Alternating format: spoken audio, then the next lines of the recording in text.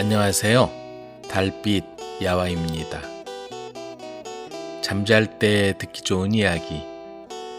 이번 시간엔 수상한 신부를 비롯해서 바다 도깨비의 전설, 농부와 악어와 자칼, 그리고 영혼을 거래하는 장사꾼, 이렇게 4편의 이야기를 들려드립니다. 수상한 신부. 어느 마을에 형제가 살았다. 형은 어느덧 장가들 나이가 되었고 동생은 늦둥이라서 형과 나이 차가 많았다. 형은 집안끼리 정한 대로 아내를 맡게 되었다. 이웃 마을에 사는 선비의 딸로 매파는 참한 처자라며 입에 침이 마르도록 칭찬을 해댔다. 매파의 말대로 그 집 딸은 미모가 빼어나고 참하다고 근동에 소문이 자자했다. 하지만 선비의 집은 딸로 인해 걱정이 태산 같았다. 언제부턴지 딸의 행동이 수상했다. 그렇게 참하던 딸이 저녁만 먹으면 살그머니 집을 빠져나가는 거였다. 행동이 하도 이상해서 어느 날엔가 오빠가 동생의 뒤를 밟았는데 동생이 도착한 곳은 밤에는 인적이 뜸한 누각이었다. 동생은 남들의 눈을 피해 으슥한 곳에서 허우대는 멀쩡하지만 마을에서 소문난 놈팡이를 만나고 있었다. 그 모습을 본 오빠는 아연실색했다. 그 놈팡이는 이 여자 저 여자 집적거리며 입놀림이 가볍고 행실이 아주 못된 사내였다. 세상 물정 모르던 동생은 그 사내의 꿰매 빠져 만남을 이어가고 있던 것이다. 오빠는 그 모습을 보고 열이 올라 동생의 팔을 낚아채서 질질 끌고 왔다. 그 사실을 안 부모는 큰 걱정거리가 생겼다. 관연한 딸의 행실이 밖에 알려지기라도 하면 큰일이었다. 그래서 온 식구가 나서서 딸의 행동을 감시하며 낮이고 밤이고 절대로 외부 출입을 못하도록 막았었다. 그리고 매파를 불러 괜찮은 총각을 물색해 급하게 결혼을 서둘렀다. 형의 부모들도 매파가 주선한 선비의 딸이 마음에 들었다. 혼례를 앞두고 있던 형은 아내 될 사람이 궁금했다. 어떤 여자일까? 얼굴도 곱고 마음씨도 착하겠지? 한편 어린 동생은 날이 어두워지는 줄도 모르고 친구들과 어울려 뒷산에 올라가 연을 날리며 놀고 있었다. 그런데 연줄이 끊어져 그만 연이 저만치 떨어져 어느 집 지붕 위에 내려앉았다. 해는 저물어 땅거미가 뉘엿뉘엿 내려오는데 동생은 연을 찾으러 그 집으로 다가갔다. 담장 앞에 이르자 어둑어둑한 담장 밑에서 남녀가 속삭이는 소리가 들렸다. 그 사내는 여자가 시집 간다는 말을 듣고 사람을 시켜 만날 시간을 여자에게 전달하고 살그머니 찾아온 것이다. 딸은 가족들의 말에 마음을 잡고 그 놈팡이와 헤어지려고 생각했다. 이제 내일 모레면 난 시집가. 이제 우리 만날 수 없어. 이렇게 헤어질 순 없어. 우리 도망가자. 딸은 그 말을 듣고는 사내에게 사정했다. 이제 우리 헤어지자. 우리 인연은 여기까지인가 봐. 그러자 사내는 그렇다면 첫날 밤에 숨어 있다가 그 남자를 해칠 수밖에 없어. 여자는 사내에게 그러지 말고 자기를 잊어달라고 사정했다. 그러나 사내는 여자의 말은 안중에도 없는 듯 보였다. 그리고는 뒤도 돌아보지 않고 떠나버렸다.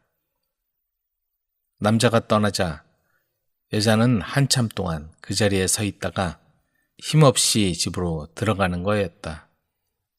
동생은 살금살금 안으로 들어가 지붕 끝에 매달린 연줄을 당겨서 연을 내려 집으로 돌아왔다.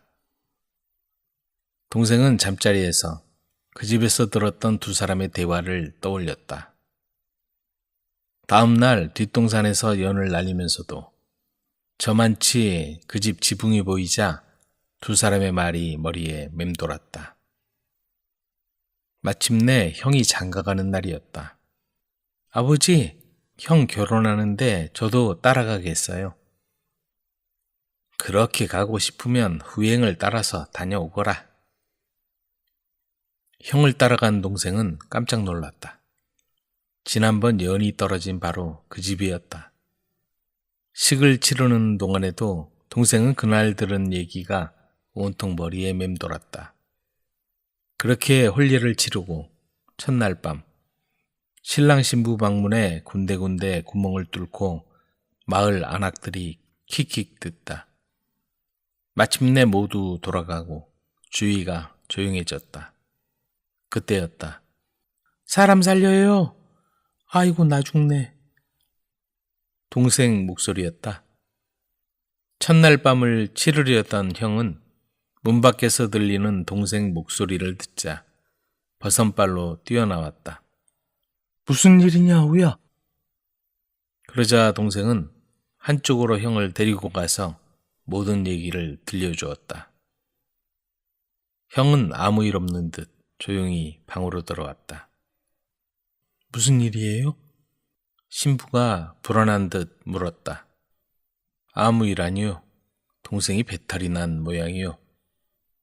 두 사람 사이에 어색한 침묵이 감돌았다. 신랑이 어둠 속에서 신경을 곤두세우고 있을 때 문 밖에 수상한 그림자가 어른거렸다. 누구냐? 나를 해치려고 온 거 다 안다. 신랑이 벌떡 일어나 그림자를 향해 소리치자 수상한 그림자는 담장을 넘어 달아나 버렸다. 내 아우 덕분에 목숨을 건졌소. 이런 일을 꾸미다니. 용서할 수 없지만 사랑하는 사람을 두고 나와 결혼해야 하는 그 심정을 헤아려 여기서 덮어두겠소. 하지만 우리 인연은 여기까지요. 신부는 아무 말 없이 고개를 숙였다. 신랑의 목소리를 듣고 달려온 신부 가족은 이런 소동이 왜 일어났는지 알고는 속만 태우고 있었다. 날이 밝자 형과 아우는 집으로 향했다. 사람들은 신랑이 신부를 데려가지 않는 걸 이상하게 생각했지만 형제는 신경 쓰지 않았다. 지붕에 떨어진 연 덕분에 무사히 살아 돌아가게 된 걸 감사할 따름이었다. 바다 도깨비의 전설. 추운 북쪽 작은 섬나라에서 일어난 이야기다. 섬의 벼랑 위에 낡은 집 한 채가 있었는데 그 집에는 나이든 부부가 살고 있었다. 어느 날 이웃마을에 사는 아가씨가 일을 도와주려고 왔다. 할머니는 아가씨를 반갑게 맞이했다. 아가씨는 할아버지를 도와 닭을 돌보고 우유를 짜는 일을 하게 되었다. 하루는 할아버지가 아가씨에게 이런 이야기를 들려주었다. 바다에 사는 도깨비들이 가끔 사람이나 다른 짐승으로 둔갑해서 이 부근까지 올라와 돌아다니는 일이 있단다. 자칫 잘못하여 그놈들에게 속으면 큰일 난다. 정말인가요? 아가씨는 신기하다는 듯이 물었다. 어느 날 아가씨는 할머니의 심부름으로 이웃마을을 다녀오다가 돌아오는 길에 연못을 지나게 되었다. 그런데 어디선가 동물의 나지막한 울음소리가 들렸다. 두리번거리며 소리나는 곳을 찾아보니 어린 물소 새끼가 연못에 빠져 허우적거렸다. 어머나, 불쌍해라. 이대로 있으면 물에 젖어 얼어 죽고 말겠다. 아가씨는 물소 새끼를 연못에서 꺼내서 안고 집으로 돌아왔다. 그런데 그 물소 새끼를 본 할아버지의 안색이 하얗게 변했다. 이건 바다의 도깨비가 분명하다. 당장 내다 버려라. 그러자 곁에 있던 할머니가 아가씨에게 말했다. 너무 어리니까 여기 두고 내가 보살펴 주도록 하여라. 아가씨는 물소의 회색 털을 날마다 솔로 빗겨주고 뿔과 발톱을 갈고 닦아주며 정성껏 돌보아 주었다. 물소 새끼는 아가씨의 귀여움을 받으며 무럭무럭 자라기 시작했다. 어느덧 물소 새끼는 온몸이 반지르르하게 윤기가 도는 훌륭한 물소로 자랐다. 그러던 어느 날 아가씨가 바닷가에서 조개를 줍고 있을 때였다. 멀리 파도치는 해변에서 한 사나이가 걸어왔다. 지금까지 한 번도 본 적이 없는 낯선 사람이었다. 아가씨는 어쩐지 기분이 좋지 않아 서둘러 집으로 뛰어갔다. 아가씨가 언덕길을 오르자 사나이도 뒤따라 뛰어왔다. 그녀가 집에 도착했을 때 그 남자도 바짝 따라오고 말았다.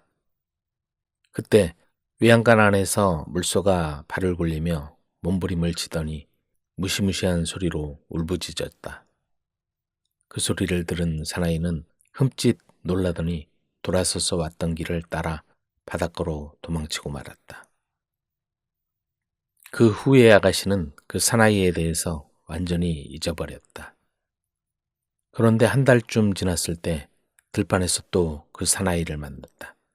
사나이가 천천히 아가씨에게 걸어오더니 조용하고 상냥한 목소리로 말했다.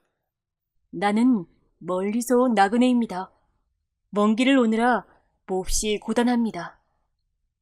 아가씨께서 나를 쉬게 해주십시오. 무릎을 베고 한숨 자고 싶습니다. 그런데 신기하게도 그 말을 들은 아가씨는 지금까지의 무서움도 잊은 채 몽롱한 기분에 사로잡히게 되었다. 아가씨는 마치 요술에라도 걸린 듯 대답했다. 네, 좋아요. 그리고 풀밭에 앉아 그 사나이의 머리를 무릎에 올려놓았다. 사나이는 작은 빗을 아가씨에게 주면서 말했다.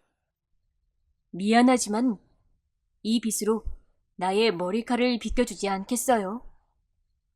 그 빗은 눈부시게 빛나는 금빛이었다. 아가씨가 머리카락을 빗겨주는 동안 사나이는 잠이 들었다. 아가씨도 온몸이 노곤해지더니 졸음이 쏟아지기 시작했다.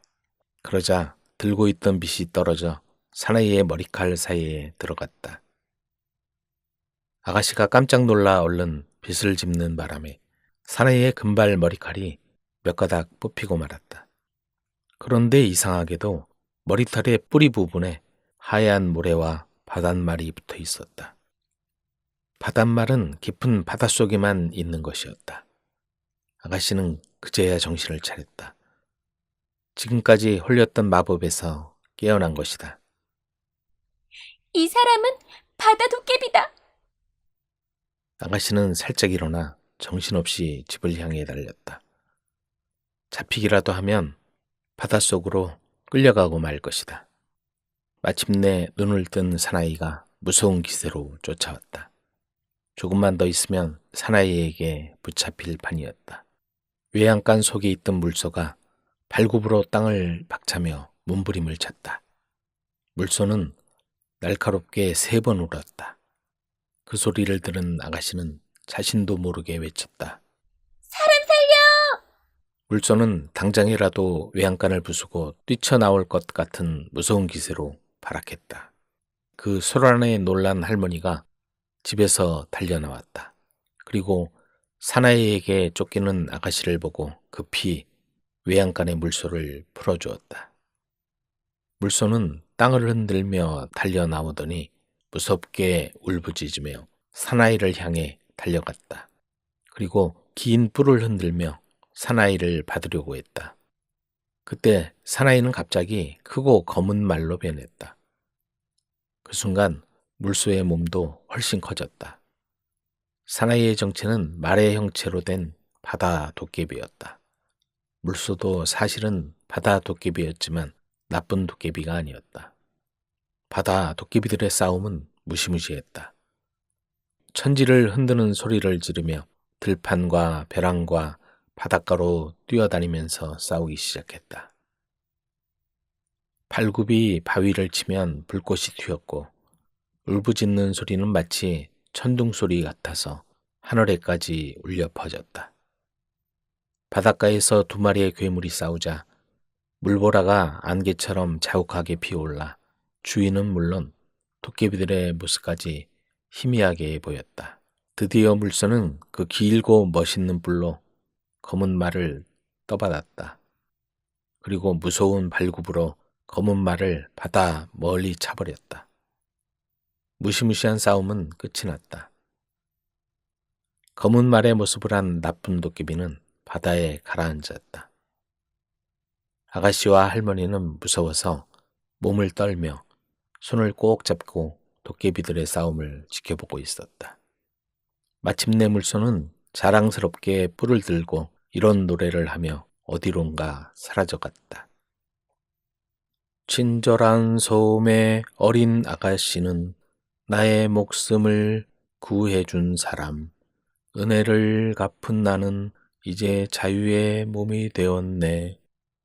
그 후부터 바다도깨비는 아가씨 앞에 나타나는 일이 없었다. 그래서 아가씨는 안심하고 풀밭을 돌아다녔고 바닷가로 조개를 주우러 갈 수도 있었다. 농부와 악어와 자칼. 어느 마을 근처 연못에 나이든 악어가 살고 있었다. 악어는 정말 잔인하게도 미역을 감으러 오는 아이들을 붙잡아서 물에 빠뜨리고서 잡아먹기도 했다. 마을 사람들은 악어를 무서워했다. 어느 날 아주 심한 가뭄이 들어 연못이 말라버리자 악어는 햇볕에 몸이 익는 것 같았다. 악어는 지나가는 사람들을 불렀다. 이 햇볕 속에서 죽어가는 나를 불쌍히 여겨 물이 있는 곳을 알려주시오. 그러자 사람들은 한결같이 거절했다. 싫다. 내가 고통스러워하는 것을 보니 꼴 좋구나. 너는 우리 염소와 아이들까지 잡아먹지 않았느냐? 널 도와줄 생각은 없어? 한 노인이 지나가는데 악어가 그에게 또 물이 있는 곳을 알려달라고 청했다. 처음엔 그 노인도 다른 사람들과 같은 대답을 했으나 곧 마음이 누그러져 말했다. 나를 따라와. 절대로 마르지 않는 연못에 데려다 줄 테니. 그래서 악어는 그를 따라갔고 그리 멀지 않은 곳에 물이 가득 찬 연못이 나타났다. 노인은 먼저 연못에 들어가서 악어를 불렀다. 얼마나 깊은지 와서 보렴. 악어는 물을 맛있게 마시더니 노인의 다리를 꽉 물었다. 아이쿠, 뭐하는 짓이냐? 노인이 외쳤다. 물을 마실 수 있게 해줘서 고맙다. 하지만 배가 고파 너를 잡아먹어야겠다. 악어가 말했다. 이 배은망덕한 놈, 이게 내가 은혜를 갚는 방법이냐? 노인이 소리쳤다. 그때 자칼 한 마리가 물을 마시러 왔고 그걸 보자 노인이 말했다. 자칼에게 이번 일을 얘기하고 나서 만일 자칼도 내가 나를 먹는 것이 옳다고 한다면 그때 나를 잡아먹어라. 노인은 자칼을 손짓으로 불러 연못 가까이 오도록 했다. 그리고 모든 사실을 말해주었다. 자칼이 말했다. 나는 언제나 올바른 판단을 하지요. 저 아가를 데려왔던 장소를 보여주면 판단을 내리기 쉬워질 거예요. 그래서 그들 셋은 다시 마을 근처의 연못으로 되돌아갔다. 자칼이 말했다. 악어를 맨 처음 발견한 장소를 보여주세요. 그들이 그곳에 이르자 자칼이 다시 말했다. 이제 내 판단을 말할 테니 잘 들으세요. 그리고 노인에게 몸을 돌려 조용히 말했다. 이 어리석은 영감, 도대체 왜 악어를 돕겠다고 한 거야? 이제 저쪽으로 도망쳐. 난 다른 길로 도망치겠어. 자칼은 잽싸게 도망쳤고 노인도 역시 도망쳤다. 먹이를 놓쳐버린 나이든 악어가 중얼거렸다. 다시 물이 있는 연못으로 돌아가서 저 자칼에게 언젠가 꼭 복수해야지. 물을 마시려면 연못으로 오게 되어 있으니까. 악어는 다시 그 연못으로 갔고 뿌리가 물속까지 뻗어있는 나무에 숨어 기다렸다. 조금 있으니 자칼이 물을 마시러 왔고 악어는 순식간에 자칼의 다리를 물고 놓지 않았다. 너는 그 바보 같은 악어구나. 내 다리를 잡았다고 생각하지? 하지만 그건 나무 뿌리란다. 자칼이 말했다. 그 말을 듣고 악어는 물고 있던 걸 놓았다. 그러자 자칼은 펄쩍 뛰어 달아났다. 악어는 자칼을 잡을 다른 방법을 생각해야겠다고 결심했다. 주변에 있는 나무에서 작은 열매가 수없이 많이 떨어져 있었는데 자칼이 그걸 먹으러 올 거라고 짐작했다. 악어는 밤중에 그 열매들을 높이 쌓고 그 뒤에 숨어 눈만 내놓고 있었다. 드디어 자칼이 어슬렁거리며 다가와서 열매들이 쌓여 있는 것을 보고 먹으려고 했다. 그러나 아주 조심스럽게 행동했기 때문에 달빛 속에서 빛나는 악어의 두 눈을 찾아낼 수 있었다. 너 보인다. 자칼은 얼른 달아났다. 그 일이 있고 나서 악어는 자칼을 혼자 잡겠다는 건 부질없는 생각이라고 알게 되었다. 아주 교활한 녀석이니까 말이야. 여기 물을 마시러 오는 다른 누군가를 이용해야겠다. 어느 날 농부를 본 악어가 그에게 말했다. 자칼을 잡아주면 부자가 되게 해줄게. 사람들이 이 연못바닥에 떨어뜨린 보석을 너에게 줄 수 있거든. 그래? 별로 어렵지 않지? 농부가 대답했다. 그날 밤 농부는 숲속으로 가서 땅바닥에 누워 죽은 척했다. 그러자 자칼이 나타나서 농부에게 다가오더니 냄새를 맡기 시작했다. 그리고 망설이면서 말했다. 진짜로 죽은 사람인지 아닌지 모르겠군. 자칼은 다시 큰 소리로 말했다. 정말 죽은 사람이라면 다리를 떨 것이고 살아있는 사람이라면 그렇게 하지 않을 거야. 자칼이 너무나 교묘하게 말했기 때문에 농부는 깊이 생각해 보지도 않고 자기가 죽은 사람이라고 믿게 하려고 다리를 떨어 보였다. 그러자 자칼은 그러면 그렇지 하고 말하며 재빨리 사라졌다.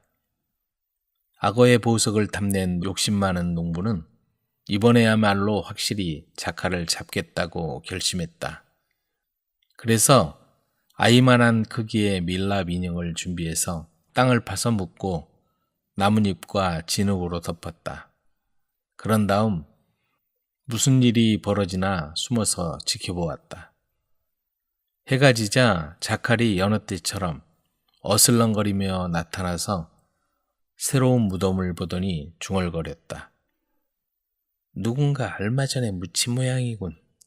이거 운이 좋은데?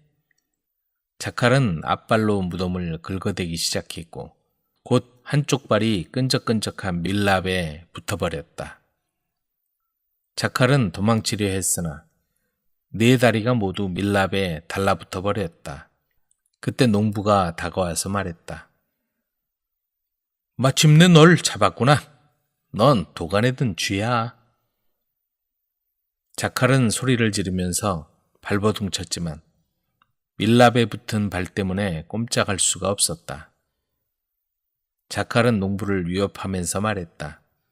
나를 여기서 내보내주지 않으면 지금 자칼을 모두 불러내서 너를 없애버릴 테다. 내가 자칼의 왕이란 사실을 몰랐느냐? 어떻게 해야 하지? 농부가 물었다. 어서 가. 가서 기름을 가져와서 나한테 붓고 문질러라. 닭을 한 마리 잡아와서 50야드 떨어진 곳에 묻고 손도끼를 가진 두 사람을 불러 나를 감시하게 해. 자칼이 말했다. 농부는 자칼이 시키는 대로 했고 자칼은 자기에게 온 기회를 놓치지 않았다. 온몸에 기름 범벅이 되자 힘차게 뛰어올라 농부를 쓰러뜨렸다. 잡으려고 했지만 자칼의 몸이 미끄러워 잡히지 않았다. 손도끼를 든 남자들이 덤벼들자 자칼은 남자들 다리 사이로 돌진하더니 닭을 주워들고 도망치고 말았다. 영혼을 거래하는 장사꾼. 가난한 시골 마을에서 있었던 일이다. 어느 날 호화로운 마차에 값비싼 옷을 입은 두 신사가 그 마을에 왔다. 아주 부유해 보이는 두 신사는 마을에서 가장 비싼 여관을 찾아서 가장 좋은 방에 들더니 짐을 풀었다. 그날부터 두 신사는 그 여관에서 묵었다. 마을 사람들은 두 신사가 무슨 일로 마을에 왔는지 매우 궁금했다. 그런데 두 신사는 아무 일도 하지 않고 빈둥빈둥 놀기만 했다. 두 신사가 하는 일이라고는 가방 속에 금화를 꺼내어 세는 일이 고작이었다. 여관 주인 아주머니가 이상하게 여긴 나머지 두 신사에게 물었다. 당신들은 비싼 방값을 내면서 놀기만 하니 어찌된 일입니까? 돈이 많이 있으면 가난한 사람을 돕는 것도 보람 있는 일일 텐데요. 좋은 말씀입니다. 하지만 실제로는 가난하지 않으면서도 가난하지 않은 사람들이 있습니다. 정말 가난한 사람이 도움을 받고 싶어 한다면 기꺼이 만나보겠습니다. 여관 아주머니는 그 말을 마을 사람들에게 전했다. 순식간에 소문은 마을에 퍼졌다. 워낙 가난한 마을이기 때문에 마을 사람들은 귀가 솔깃했다. 많은 사람이 두 신사를 만나려고 여관으로 몰려들었다. 앞에 선 사람들부터 차례로 여관에 들어갔다. 그런데 들어갈 때는 당장 돈을 얻을 것 같은 기분 좋은 얼굴이었는데 두 신사를 만나고 나올 때는 모두 하얗게 질린 표정들이었다. 밖에서 기다리는 사람들은 이상하게 생각했다. 아니, 왜 죽을 상을 하고 나오시오? 말도 마시오. 도움을 받기는커녕 영혼을 뺏길 뻔했습니다. 혼이라니요? 그들은 사람의 영혼을 사러 왔답니다. 노인의 영혼은 금 20냥, 40살 된 사람의 영혼은 50냥에서 100냥까지 주고 처녀의 영혼은 그보다 더 많이 준답니다. 아무리 가난해도 영혼을 팔지는 않겠소. 여관 앞에 모였던 사람들은 고개를 절레절레 흔들면서 대부분 집으로 돌아갔다. 그런데 너무나 가난해서 죽을 지경이 된 사람들은 영혼이라도 팔려고 여관의 두 장사꾼과 흥정을 벌이고 있었다. 그 소식을 들은 젊은 숙녀 캐더린은 무척 마음이 아팠다. 영혼은 하나님께 물려받은 귀중한 것인데 돈을 주고 그것을 사들인다는 두 장사꾼이 악마처럼 느껴졌다. 사람들은 누구나 자기의 영혼을 지켜야 한다고 캐더린은 생각했다. 캐더린은 하인을 불렀다. 집에 돈이 얼마나 남아있나요? 10만 냥쯤 있습니다. 보석은 얼마나 있어요? 보석도 그만큼 있습니다. 우리 집하고 땅을 팔면 얼마나 되겠어요? 돈과 보석의 곱절은 될 것입니다. 캐더린은 자기의 많은 재산 가운데 조그만 집과 약간의 땅만 남겨놓고는 모두 팔아서 가난한 사람에게 나누어 주라고 하인에게 일렀다. 그 소문이 당장 마을에 퍼졌다. 가난한 사람들이 우르르 몰려와서 돈을 받아갔다. 나쁜 장사꾼에게 영혼을 팔려고 흥정을 벌이던 사람들도 캐더린의 집으로 달려왔다. 이렇게 되니 영혼을 팔려는 사람은 하나도 없게 되었다. 여관의 두 장사꾼은 당황했다. 무슨 방법이 없을까 하고 둘이서 곰곰이 생각하고 의논한 끝에 캐더린의 돈을 모두 훔치기로 했다. 두 장사꾼은 밤이 되기를 기다렸다가 여관을 빠져나와 캐더린의 집으로 갔다. 몰래 담을 넘어 잠자는 캐더린을 밧줄로 꽁꽁 묶고 돈을 모조리 훔쳤다. 날이 밝아오자 가난한 사람들은 밤사이에 무슨 일이 있었는지도 모르고 캐더린에게 도움을 받으러 몰려들었다. 그러나 캐더린에게는 돈 한 푼도 없었다. 모였던 사람들은 크게 실망했다. 캐더린도 이제는 어찌할 도리가 없었다. 마을 사람들은 점점 쪼들리는 생활을 했다. 열흘 뒤에는 서쪽 나라에서 식량을 실은 배가 도착하게 된다. 그러면 마을 사람들의 굶주린 배를 채울 수가 있겠지만 그때까지 꼬박 굶고 기다려야 할 사람이 한둘이 아니었다. 마을 사람들은 당장 굶어 죽는 것보다는 영혼이라도 팔아서 끼니를 때우는 게 낫다고 생각했다.